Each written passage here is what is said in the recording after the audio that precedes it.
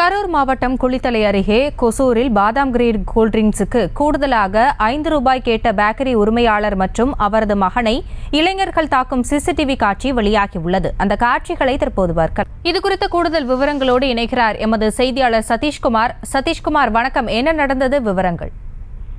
குளித்தலை அருகே கொசூரில் கோவிந்தராஜ் மற்றும் அவரது மகன் சரவணன், சிவகுமார் ஆகியோர் பேக்கரி கடை நடத்தி வருகின்றனர். இந்நிலையில் நேற்று மாலை கோட்டை கராயன்பட்டியைச் சேர்ந்த வேல்முருகன் என்பவர் அங்கு கூல்ட்ரிங்க்ஸ் குடிக்க வந்துள்ளார்.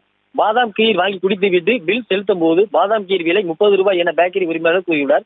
பாதாம் கீரின் விலை ₹25 தானே பாட்டில் போடப்பட்டுள்ளது, கேட்டால் பிரிட்ஜில் வைத்து கூலிங் ஆவதற்கு கூடுதலாக ₹5 என கூறியுள்ளார்.